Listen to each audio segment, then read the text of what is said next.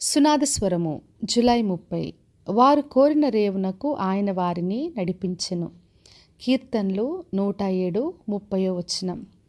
మరి ప్రజలందరూ కూడా ప్రయాణాలు చేస్తున్నప్పుడు వాళ్ళు ఒక దగ్గరికి వెళ్ళాలని చెప్పి బయలుదేరినప్పుడు మధ్యలో తుఫాను సమస్యలు వచ్చినప్పుడు వాళ్ళందరూ కేకలు పెడుతూ దేవుని సన్నిధిలో మొరపెట్టినప్పుడు దేవుడు ఆ తుఫాన్ని ఆపివేసి వాళ్ళందరినీ కూడా నెమ్మదిపరిచి కోరిన రేవునకు నడిపించాడు.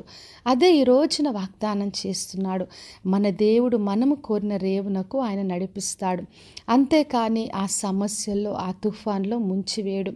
మరి ఎవరైతే దేవుణ్ణి ఆశ్రయిస్తారో వారు ఏది ఆశపడుతున్నా, ఎక్కడికి వెళ్ళాలనుకున్నా, అది ప్రయాణాలైనా, జీవితంలో అయినా, చదువుల్లో, ఉద్యోగాలు, వ్యాపారాలైనా, ఎక్కడికి వెళ్ళాలని మరి బయలుదేరినప్పటికీ దేవుడు మధ్యలో విడిచిపెట్టకుండా క్షేమంగా అద్దరికి చేర్చి వారి కోరిన రేవునకు నడిపిస్తాడు.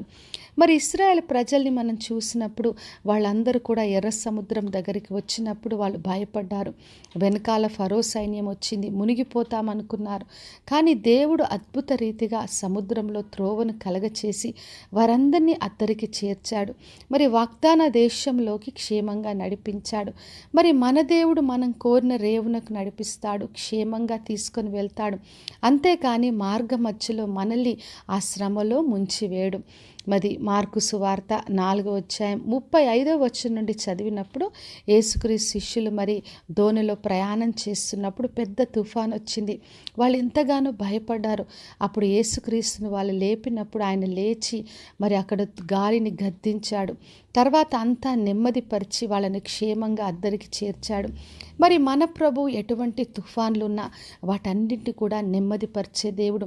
ఆ సముద్రాన్ని అంతా అణిచివేసి మనకున్న సమస్యలన్నీ తొలగించి మనలను క్షేమంగా కోరిన రేవునకు నడిపిస్తాడు.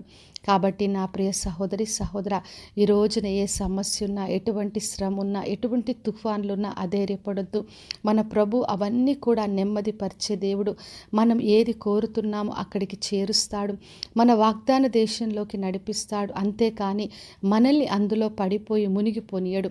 కాబట్టి విశ్వాసంతో ఆయన్ని ఆశ్రయిద్దాం. మరి ఆయనకు మొరపెట్టినప్పుడు మనం కోరిన రేవునకు ఆయన నడిపిస్తాడు. ఆయనను ఆశ్రయించి ఆయన ద్వారా అద్దరికి చేరుదాం. ప్రార్థన చేసుకుందాం. పరలోకమందున్న మా తండ్రి, మా దేవ, ఈరోజు ఇచ్చిన వాగ్దానం కొరకే వందనాలు. ప్రతి ఒక్కరిని దీవించి ఆశీర్వదించండి ప్రభువ. వారికి ఉన్న ప్రతి శ్రమను అన్నీ కూడా తొలగించి వారందరినీ అద్దరికి చేర్చి వారి కోరిన రేవునకు నడిపించమని యేసు నామములో అడిగి వేడుకొంచున్నాను తండ్రి, ఆమెన్. ఈ శుభవచనము వినుచున్న ప్రతి ఒక్కరి జీవితంలో నెరవేర్చబడునుగాక. నేను మీ ప్రియ సహోదరి మంజులాచరణ్.